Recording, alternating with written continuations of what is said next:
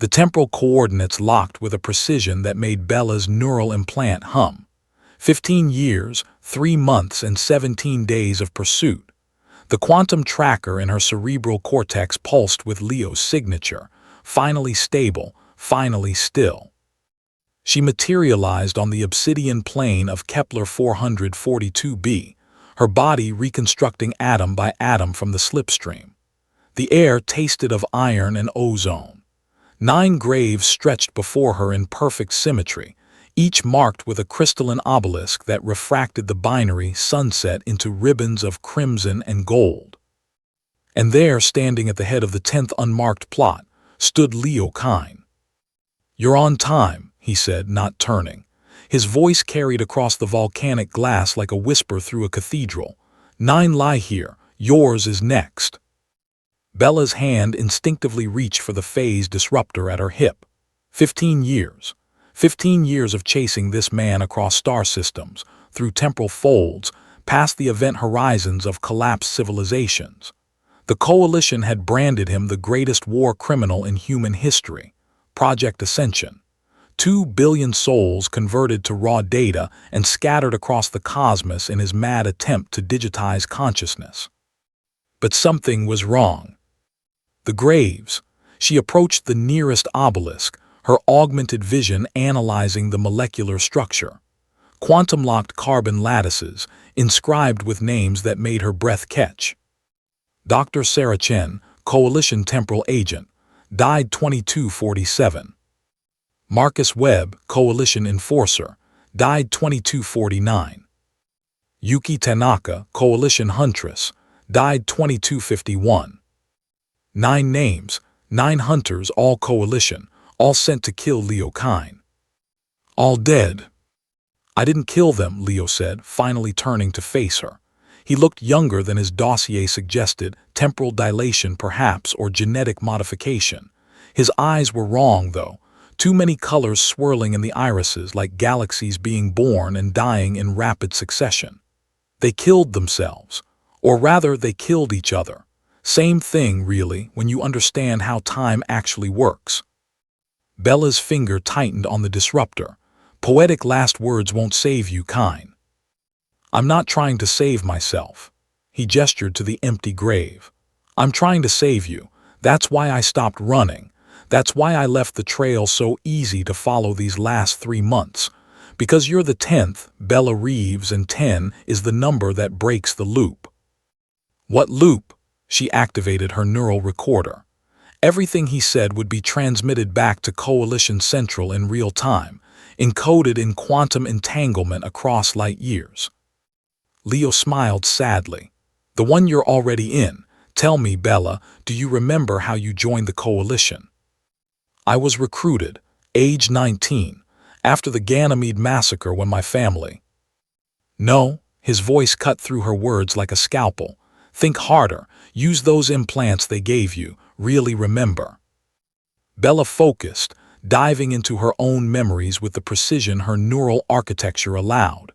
The Ganymede massacre, the screaming, her mother's face as the atmosphere vented, her little brother's hand slipping from hers in the chaos.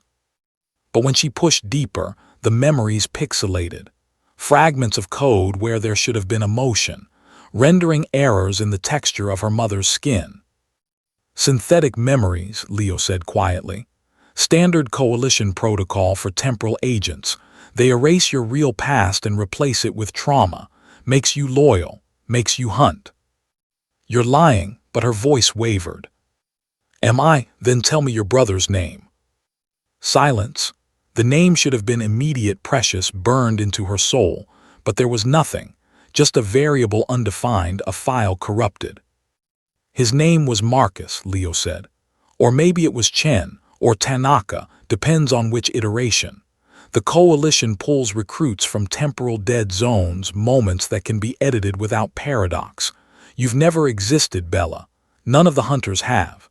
Your ghost's given flesh, programmed to chase me across time until you self-terminate." Bella's world tilted.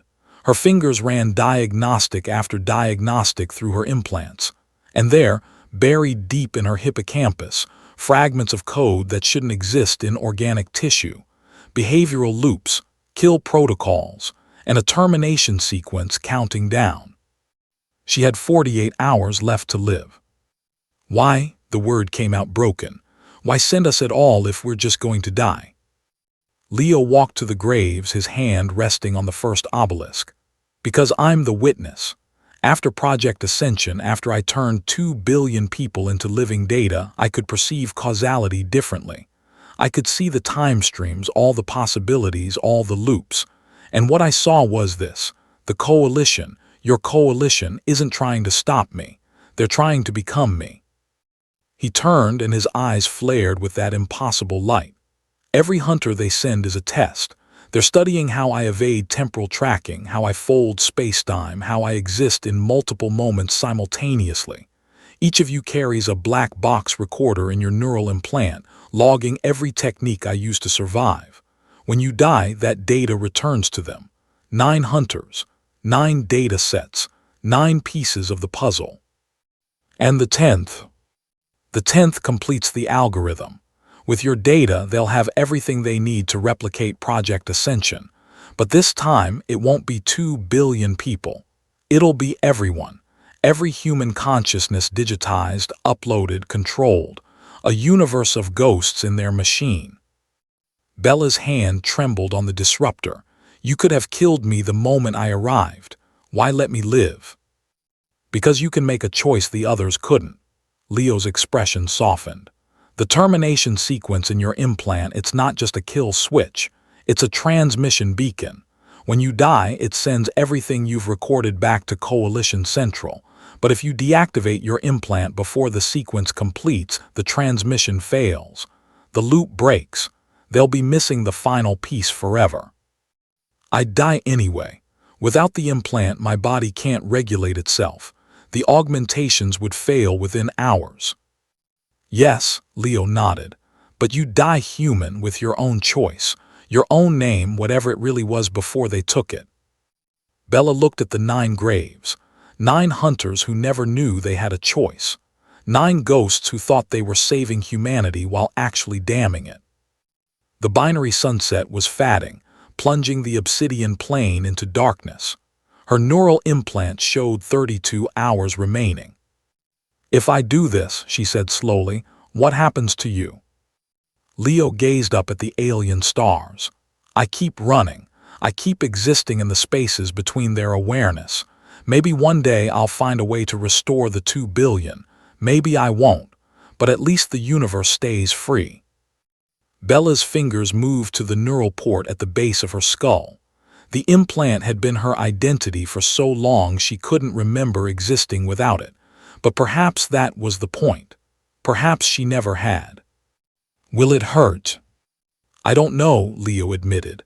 I'm not human anymore. I haven't been for a long time, but I remember that it should matter. That choice should mean something. Bella thought of her fabricated brother, her synthetic trauma, the 15 years she'd spent chasing a ghost while being one herself, and she thought of the billions who would become ghosts if she did nothing. She pulled the neural port free. The pain was immediate and absolute. Her augmented vision failed, plunging her into natural darkness. Her enhanced strength evaporated.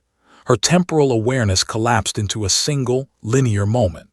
She fell to her knees on the volcanic glass, feeling it cut through her uniform with an intensity her pain inhibitors would have suppressed. It hurt. God, it hurt. And it felt real. Leo knelt beside her, his impossible eyes the only light in the darkness.